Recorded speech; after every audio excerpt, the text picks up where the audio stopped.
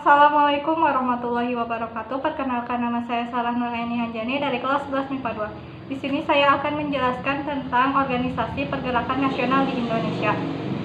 Tujuan pembuatan video ini adalah untuk memenuhi tugas mata pelajaran sejarah Indonesia.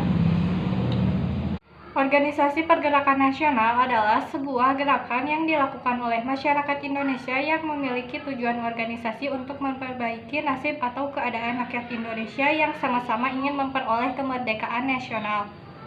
Adapun faktor-faktor penyebab munculnya pergerakan nasional di Indonesia ada dua, yaitu faktor internal dan faktor eksternal. Adapun faktor internal atau faktor dalam negeri yaitu pertama, adanya rasa kesadaran nasional dan harga diri menyebabkan kehendak untuk memiliki tanah air serta hak menentukan nasib sendiri. Yang kedua, penderitaan dan kesengsaraan akibat imperialisme. Yang ketiga, munculnya golongan terpelajar atau cendekiawan. Yang keempat, kemajuan di bidang politik, sosial ekonomi, dan kebudayaan. Adapun faktor eksternal atau faktor luar negeri yaitu yang pertama, akibat kemenangan Jepang atas Rusia pada tahun 1905. Yang kedua, adanya kebangkitan nasional negara-negara tetangga seperti India, Filipina, Cina, dan Turki atas penjajahan mereka. Yang ketiga, mulai masuknya paham-paham baru seperti nasionalisme dan demokrasi dari luar negara Indonesia. Tujuan organisasi pergerakan nasional adalah mencapai kemerdekaan bangsa Indonesia yang bebas dari belenggu penjajahan dan kolonial asing yang sangat merugikan bangsa Indonesia. Strategi pergerakan nasional di Indonesia ada dua. Yang pertama, strategi bersifat radikal non-kooperatif, yaitu strategi yang menentang keras kebijakan-kebijakan pemerintah Belanda, tidak mau bekerja sama dengan Belanda, dan memegang prinsip kemerdekaan harus melalui usaha sendiri. Contoh organisasi pergerakan nasional bersifat radikal non-kooperatif yang pertama adalah Indies Parties. Indies Parties didirikan di Bandung pada tanggal 25 Desember 1912. Pendirinya yaitu Douwe Dekker, Dr. Cipto Mangunkusumo, dan Ki Hajar Dewantara atau yang sering disebut dengan tiga serangkai. Yang kedua, PKI atau Partai Komunis Indonesia.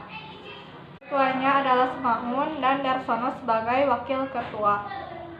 Yang ketiga, Perhimpunan Indonesia. Perhimpunan Indonesia atau PI didirikan oleh mahasiswa Indonesia yang belajar di Belanda pada tahun 1908. Tokoh-tokoh Perhimpunan Indonesia diantaranya Muhammad Hatta, Nasir Pamuntjak, Abdul Majid Joyonegoro, dan Ali Sastro Amijoyo. Yang keempat, Partai Nasional Indonesia atau PNI. Ketua dan pendiri Perhimpunan Nasional Indonesia adalah Insinyur Soekarno.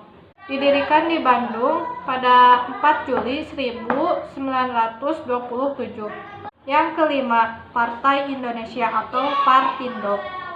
Berdiri pada tanggal 30 April 1931. Dan ketuanya adalah Mr. Sartono. Yang keenam, Partai Nasional Indonesia atau PNI baru.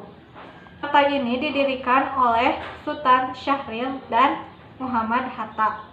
Didirikan pada tanggal 25 sampai 27 Desember 1931 di Yogyakarta. Yang kedua adalah strategi bersifat moderat kooperatif.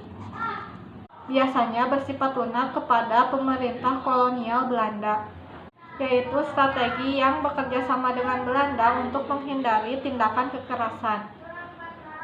Contoh organisasi pergerakan nasional bersifat moderat kooperatif yang pertama adalah Budi Utomo.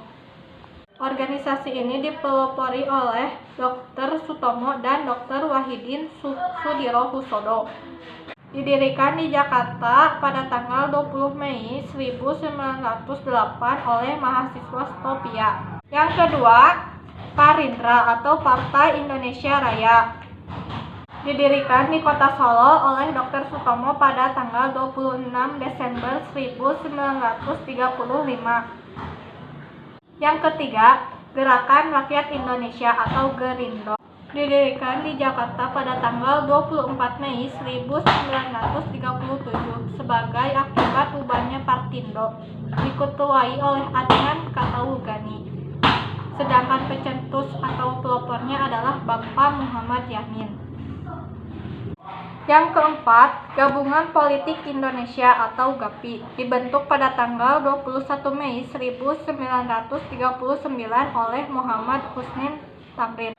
Adapun persamaan strategi pergerakan yang radikal dan moderat adalah sama-sama berjuang untuk kemerdekaan Indonesia secara nasional, berjuang melalui organisasi modern dipimpin oleh tokoh agama, kaum terpelajar, tokoh masyarakat, dan lain-lain.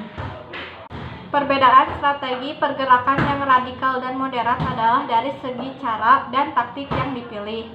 Strategi radikal menempuh cara keras dan menolak kerjasama dengan Belanda, sedangkan strategi moderat memilih cara lunak dan memanfaatkan kerjasama dengan Belanda untuk mencapai tujuan. Mungkin itu saja dari saya. Maaf apabila ada salah kata atau tingkah laku. Assalamualaikum warahmatullahi wabarakatuh.